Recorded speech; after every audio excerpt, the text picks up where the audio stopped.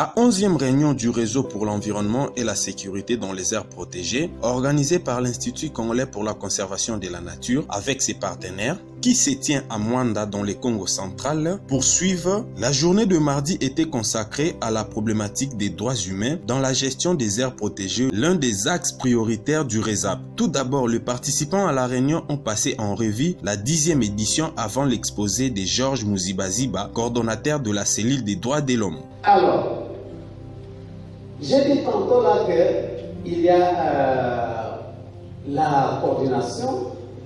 Vous allez constater qu'au-dessus, vers la gauche, du côté de ma gauche, il y a les directeurs et chefs de site. Et il y a une flèche qui quitte vers les points focaux des sites. Je considère que le chef de site, lorsqu'il donne l'information à la cellule, il doit l'avoir déjà traité avec, pas le chef de site, le point focal. Il doit d'abord l'avoir déjà traité avec son chef de site. Les relations entre le chef de site et son point focal, tout naturellement, ce sont des relations qui doivent être teintées de grande cordialité sur le plan professionnel. Alors, je vous ai parlé de la gestion du chargé de gestion des plaintes et suivi judiciaire. Il s'agit de M. Bassanda que vous connaissez. Monitoring, enquête et reporting, c'est M. Frédéric que vous connaissez. Il y a la chargée de communication et du secrétariat qui malheureusement n'est pas ensemble avec nous. Alors là, je vous ai présenté d'une façon synthétisée la cellule. Et vous en connaissez au stade actuel les responsables qui sont là-bas et que je coordonne. Nous allons avancer. Vous avez suivi dans le nouveau programme, je crois que dans les instants qui vont suivre après, je vais vous faire le résumé de ce qu'avait été une mission qui avait été dépêchée par l'Institut à l'intérieur du pays, une mission qui avait été financée par l'Union européenne, notamment via la Prophète, à qui nous encourageons davantage à venir nous soutenir encore au milieu de tous les autres partenaires. Cette mission a permis de mettre au point un rapport, je ne sais pas si vous l'avez lu ou pas, mais instruction avait été donnée que ça puisse parvenir à tous les responsables des sites. Et si vous ne l'avez pas, c'est pas grave, cela peut encore être fait. Alors, le résumé dans les recommandations de cette mission, après avoir fait le rapport, une recommandation était sortie et la recommandation exigeait que l'on puisse avoir un cadre de conformité. Les violations qui se font dans les zones protégées là, est-ce que y a-t-il un processus qui fait que l'on puisse respecter les droits de l'homme là-bas? Un processus qui puisse faire que l'on soit à un niveau standard de conformité avec le DIDH. Quelques cas pratiques étaient aussi illustrés par des chefs de sites présents à la réunion. Mais je peux aimer en parlant des droits de l'homme, mais aussi que la cellule jette un regard toujours sur les obligations de l'homme. De deux côtés, comme l'a dit Maître Freddy, les obligations et les devoirs sur ce qui est comme droit, ça va beaucoup nous aider. La petite étude a été menée au cas Biega. Tu peux rentrer juste le titre. Nous avons intitulé ça Droits humains et la vie psychique des écogardes. C'est une étude qui a été menée sur un échantillonnage de 51 écogardes, puisque nous nous sommes dit à tout moment, ça va, il y a un problème des droits de l'homme. Mais quand est-ce que quelquefois ces gardes sont obligés de violer ces droits de l'homme, même si on le dit qu'il y a des moments où on les fait volontairement, oui volontairement, mais quand? Quelle était l'étape psychique ou psychologique de cet éco-garde quand il a violé ses droits? Est-ce qu'il n'est pas dans un cas de force majeure? Est-ce qu'il était vraiment aisé pour le faire ou il était dans quel état pour arriver qu'il faut violer? Et j'ai suivi ici nos conseillers juridiques qui disaient tel garde doit être révoqué. c'est bon, il a violé les droits de l'homme, il doit être révoqué. Mais il était dans quel état? On peut continuer. C'est vraiment une petite présentation. Je vous promets, j'ai essayé d'amener quelques copies de cette étude. Je vais vous les partager. Et moi, ce que je vais faire, c'est juste une petite présentation. Vous aurez le temps de les lire. Les éco-gardes font face à des situations stressantes, souvent violentes et traumatisantes. Enlèvement, kidnapping, affrontement avec les braconniers armés à tout moment. Nous avons un nombre élevé d'affrontements avec les braconniers, plus que les militaires avec les rebelles. Puisque nous, presque chaque semaine, nous avons des affrontements avec les braconniers. Combat corps à corps avec les braconniers, mort de coéquipiers au combat, morsure des animaux ou tout ce que vous pouvez imaginer, les conditions de travail difficiles, etc. Manque de primes, manque de salaire. Il y a beaucoup qui travaillent, qui ont fait des années, ils ne sont même pas mécanisés. Et tout ça, ce sont des problèmes qui chargent l'éco-garde. Cette situation conduit à des conséquences physiques et psychologiques pour les stress. Le reste de leur vie, mais très moins connus et négligés par les différents acteurs impliqués dans la conservation de la biodiversité et des droits de l'homme. Là, nous avons plusieurs cas, et je vais vous dire, c'est vrai, les images ne sont pas mères à voir, n'est-ce pas?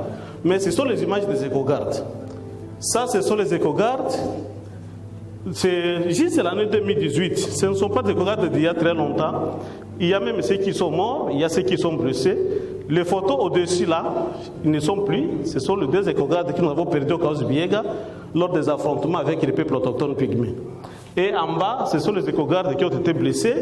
Et gloire à Dieu, ils s'en ont sortis vivants. On peut passer, je ne vais pas voir beaucoup ces images. Tout ça, ce sont des blessures, ce sont des éco-gardes qui sont au Kaos-Biega. Aujourd'hui, il y a parmi eux ceux qui ne peuvent plus travailler.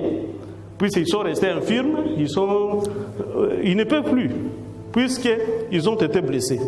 Et à ce niveau, j'ai toujours posé une question. Nous sommes ici, nombreux sont des porteurs d'armes. Si un peuple autochtone, puisqu'il est protégé par la loi, il avance avec une machette et toi tu es armé. Il les brise 200 mètres, il les brise 100 mètres, il les brise 50 mètres, il vient vers toi pour te couper avec la machette. Quelle sera ta réaction? Après débat et délibération, Georges Mouziba-Ziba et Fridi Aluta, membres de la cellule, ont livré leurs impressions. J'ai épinglé les raisons qui ont poussé la direction générale de l'ICCN à pouvoir créer la direction. J'ai présenté la cellule elle-même, les animateurs et les objectifs de la cellule.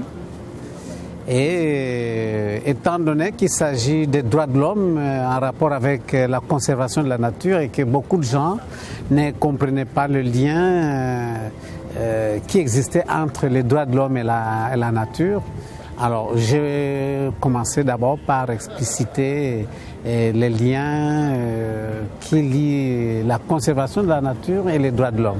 Pour cette 11e RESAP qui a lieu et dont le thème principal est les droits de l'homme, je m'attends d'abord à ce que les participants puissent réaliser qu'il y a réellement un lien entre les droits de l'homme et la conservation de la nature. Et je m'attends à ce que les participants puissent comprendre qu'autant que l'on raisonne en termes de protéger les droits de l'homme, et là je parle homme au majuscule, il faudrait que les mêmes participants puissent raisonner qu'ils doivent aussi protéger la nature et que s'ils protègent la nature, ils protègent les droits de l'homme des personnes qui vivent dans cette nature-là. J'ai explicité ça et j'ai l'impression que les gens, à voir l'intérêt qui a été manifeste, j'ai l'impression que ça a été bien capté. Ce n'est pas pour compléter seulement, mais je dirais que c'est une urgence. C'est réellement une grande urgence parce que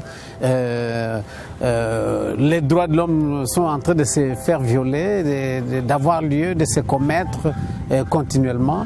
On ne va pas attendre que les dégâts puissent avoir lieu demain ou après-demain pour que nous puissions nous rappeler qu'il faut mettre au point des points focaux représentant cette cellule dans les aires protégées. Vraiment, c'est une urgence. La cellule devra actionner tous les mécanismes mis à sa disposition, toutes les procédures, toute l'autorité qui est mise à sa disposition pour qu'elle puisse appuyer les responsables au niveau des sites.